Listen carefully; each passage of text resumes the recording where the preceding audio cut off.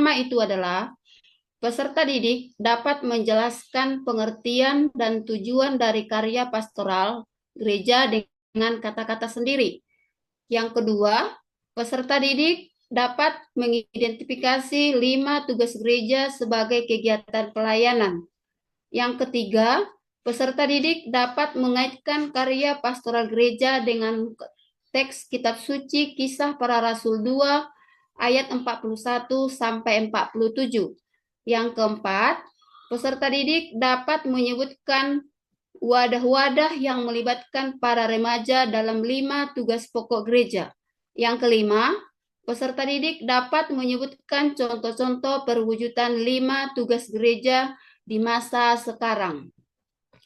Nah, sebagai tujuan pembelajaran kita pada pagi hari ini adalah peserta didik dapat menganalisis tugas dan pelayanan gereja dengan cara sharing iman antar teman, peserta ibadah gereja sebagai wujud pemahaman terhadap doktrin agama gereja Katolik, sehingga lebih mendorong kerjasama dalam tugas dan pelayanan gereja. Nah, di sini karena kita mempelajari itu mengenai tugas pastoral gereja, mungkin kalian sudah pernah ya mendengarkan atau mungkin ada yang paham itu arti daripada karya pastoral gereja. Ada yang tahu apa itu arti karya pastoral gereja? Karya gereja terhadap umat beriman, Ibu. Bidang Ya, kesehatan, bidang pendidikan, sosial ekonomi, dan lain-lain. iya. Baru yang kedua itu, apa hubungan antara karya pastoral gereja dengan misi-misi gereja dalam masyarakat? Mungkin ini bisa Ibu sampaikan contoh konkretnya itu. Apa yang bisa dicontoh dalam karya pastoral gereja itu dalam masyarakat? Apa itu nak contohnya? Mungkin bisa juga ini dalam bentuk pelayanan ya nak yang diberikan ya.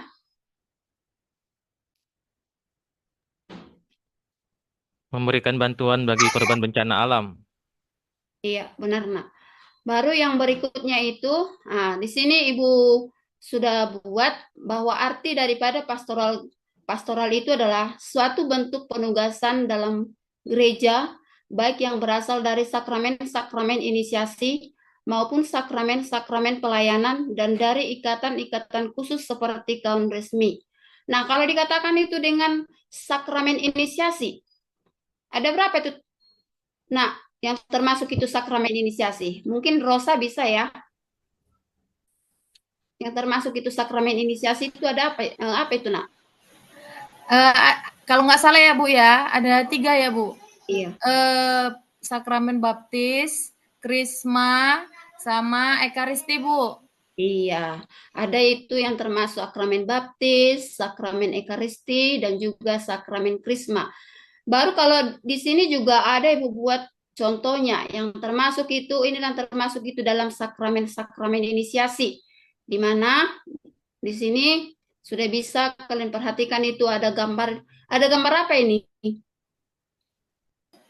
Uskup Bu. Iya, uskup. Bapak Nah, Uskup, Bu, Bapak Uskup.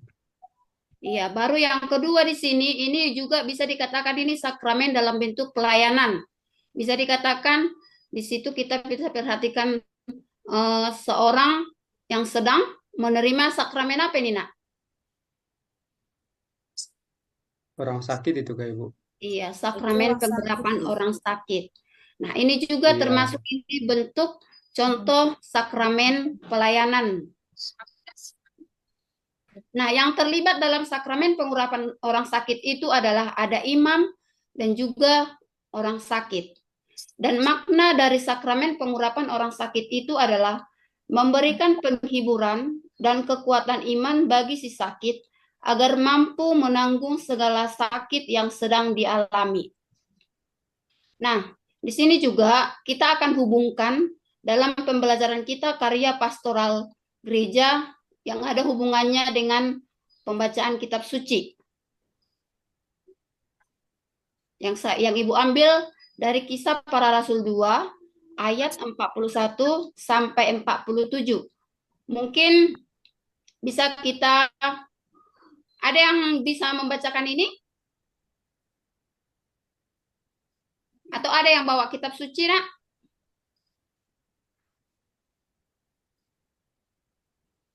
Bu, besarkanlah Bu tulisannya Bu, nggak nampak Bu. Iya, kecil kali, Bu. Ya Bu, kecil Bu tulisannya Bu. Oke, biar saja Ibu aja yang membacakan ya. Bu, Nanti bisa diulangi lagi di rumah. Oke Bu. Baik, Ibu.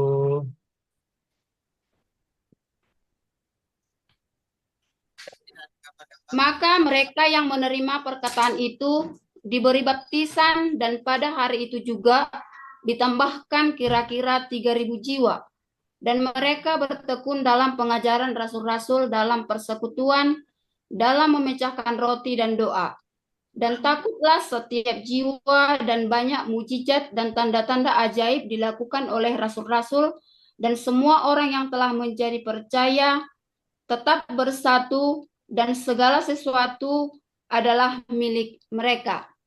Nah, ada yang bisa mengambil makna dari bacaan yang baru saja Ibu bacakan? Mungkin Akong bisa ya? Makna dari kisah Bu, para rasul 2 yang 41 sampai 47 ini? jumlah muridnya bertambah Bu, lebih banyak Bu. Iya. Ada lagi yang lain? Mereka memberi diri untuk dibaptis, Ibu.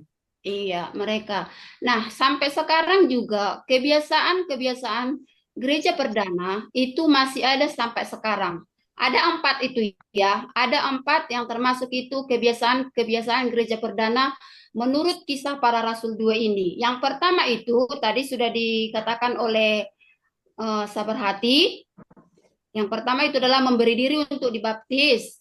Baru yang kedua itu adalah memecahkan roti. Baru yang ketiga itu adalah segala kepunyaan mereka menjadi kepunyaan bersama. Lalu apa lagi satu lagi? Ada yang tahu?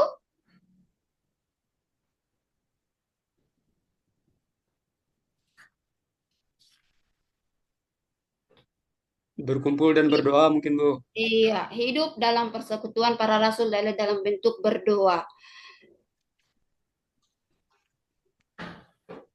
Nah, ini juga ada hubungannya antara karya pastoral dengan bacaan kitab suci tadi. Yang pertama itu adalah mengenai pelayanan. Nah, pelayanan itu adalah suatu kegiatan yang dilakukan oleh manusia yang satu dengan manusia yang lain.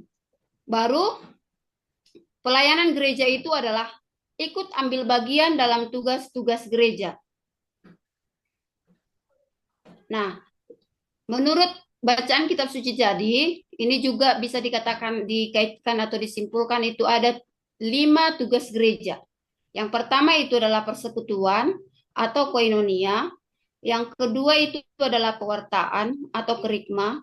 Yang ketiga itu adalah pengudusan atau liturgia. Yang keempat itu pelayanan atau diakonia. Yang kelima itu adalah kesaksian atau martiria. Nah, ini ada contoh-contoh daripada persekutuan. Nah, mungkin anak-anak didik semuanya pasti sudah pernah melakukan yang namanya persekutuan ya. Atau Ya di Bu. dalam Sudah Bu. dalam dua lingkungan pasti pernah ada atau ada yang tidak pernah sama sekali melaksanakan persekutuan ini. Pasti semua Hanya sudah waktu ya. SD, Ibu saya. Kenapa Pak? Hanya Kenapa? waktu SD saya ikut-ikut untuk doa lingkungan. Jadi setelah SMP nggak pernah ya, sabar.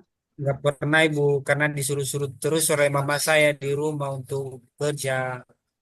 Oh, begitu ya. Nah, baru yang kedua, ini adalah dalam bentuk pewartaan. Nah, bisa kamu lihat di sini ada gambarnya ya. Kalau dikatakan itu daripada contoh daripada pewartaan itu adalah seperti apa itu? Apa contoh daripada pewartaan?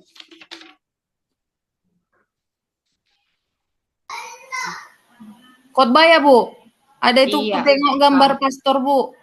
Iya, Dia itu tuh dalam bentuk khotbah. baca kitab suci ya Bu ya. Iya, baca kitab suci. Baru yang ketiga itu adalah pengudusan. Ini juga sering kita lakukan ini sewaktu kita perayaan misa ya.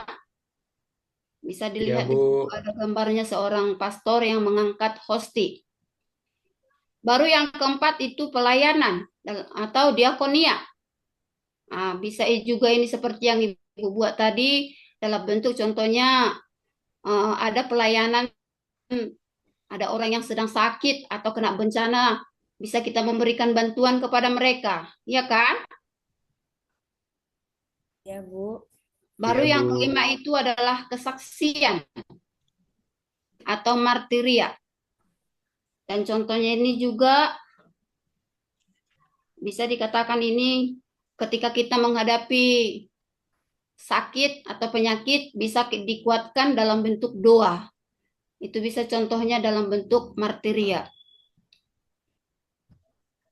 Baru wadah-wadah yang melibatkan para remaja dalam bentuk 5 tugas gereja. Mungkin anak didik semuanya juga sudah pernah ya menjadi putra-putri altar atau Miss Dinar ini ya. Pernah Bu, saya ikut Bu, Miss Dinar Bu. Iya, menjadi lektor, ada remaja Katolik, ada orang muda Katolik, kelompok karyawan muda Katolik. Nah, di sini ada 5 yang menjadi tugas kelompok. Ibu bagi setiap kelompok itu ada 2 orang. Jadi berarti ada 3 kelompok. Setiap kelompok mengerjakan 5-5-nya soal ini. Saya beri waktu 15 menit untuk mengerjakan tugas kelompok ini.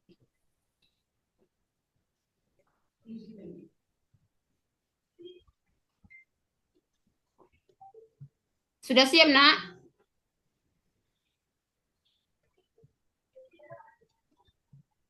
Ada yang sudah siap? Kelompok siapa yang sudah siap? Belum, Ibu.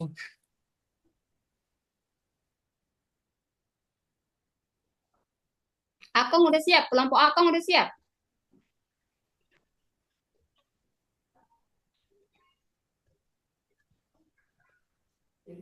Belum Bu, belum.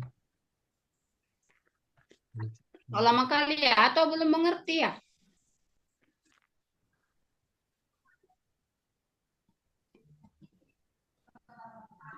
Saya sudah Bu, kelompok kami sudah Bu. Oh ya. Oke, coba Romanus juga membacakan dari kelompoknya, mewakili dari kelompok. Baik Bu. Pertanyaan pertama,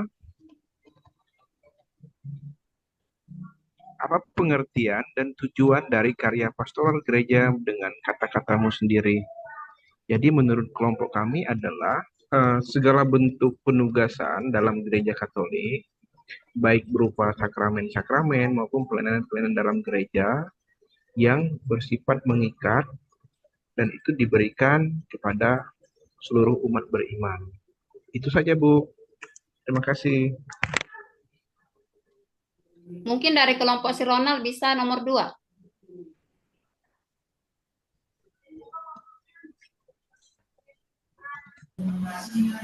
Soalnya Bu, Kami Bu, saya Bu.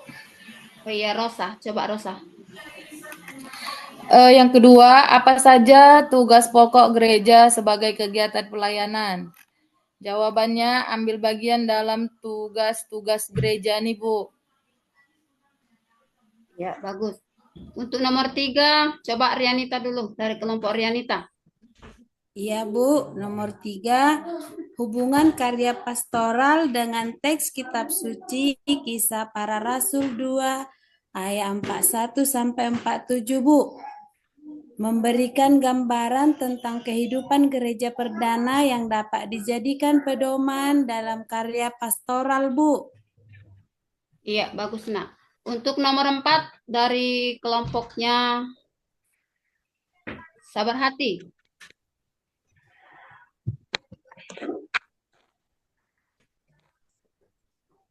Tadi sudah Ibu jelaskan itu apa yang menjadi wadah-wadah yang melibatkan para remaja dalam pelayanan 5 tugas gereja. Coba sabar hati dulu. Iya, Bu. Itu OMK, Ibu. OMK, Remaka, dan lain-lain, Ibu. Iya, tadi kan sudah Ibu jelaskan bisa juga itu sebagai mesdinar atau bisa juga sebagai lektor, termasuk juga di dalamnya. Baru yang nomor 5.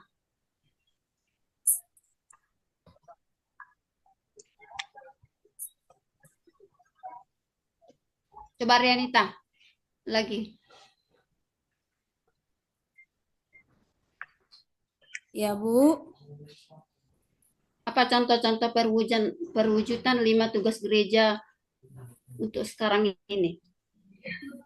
Itu Tadi kan ada 5. doa lingkungan ya, Bu. Oh, bukan itu, Nak. Oh iya, Bu. Ada yang bisa? Khotbah, Bu. Khotbah tadi, Bu. Iya, Bu. Enggak, yang pertama itu dikatakan dengan ada koinonia. Yang kedua itu adalah Iya. yang ketiga itu adalah liturgia. Ada martiria. Gitu. Ya, Bu. Nah, sebagai kegiatan penutup, Ibu simpulkan di sini bahwa dalam bidang pewartaan atau kerikma itu memberikan kabar baik tentang Yesus Kristus termasuk kematian, pengorbanan untuk dosa manusia, dan kebangkitan yang membawa keselamatan. Baru yang kedua, bidang persekutuan atau koinonia itu adalah membangun komunitas iman melalui persekutuan dan relasi antar sesama. Baru yang ketiga itu adalah bidang pengudusan. Itu artinya gereja merayakan sakramen-sakramen dan untuk mengalami suatu anugerah dari Tuhan secara sakral. Baru yang keempat, bidang pelayanan. Itu adalah gereja melayani kebutuhan masyarakat dan individu yang kurang melalui program sosial, bantuan kemanusiaan, dan kegiatan amal yang membutuhkannya. Baru yang kelima itu adalah bidang kesaksian hidup. Ini adalah pengalaman pribadi yang bisa dikuatkan itu dengan melalui doa. Nah, untuk anak didik semuanya, untuk tugasnya bisa langsung dikerjakan itu dari buku paket halaman 53 ya, Nak. Baik, Ibu. Ya, Bu. Iya. Untuk menutup pembelajaran kita pada hari ini, atau mungkin ada yang mau ditanya? Tidak, Bu. Sudah jelas, Bu. Iya. Tidak Kalau sudah jelas, jelas, jelas, Bu. mari kita tutup pembelajaran kita ini dengan doa penutup. Siapa gilirannya sekarang untuk doa penutup?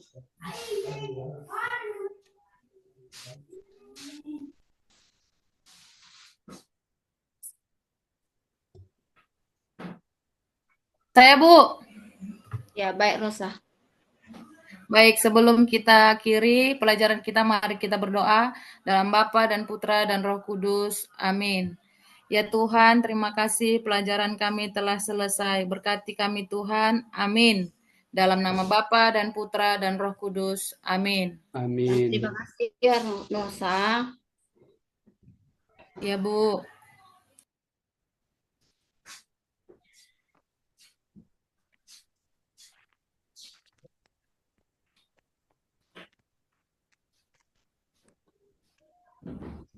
Baik, sudah, Ibu Roita. Sudah, Pak. Baik, mungkin saya akan memberikan komentar. Setelah itu mungkin nanti bisa Pak Roban atau Pak Gea menambahkan.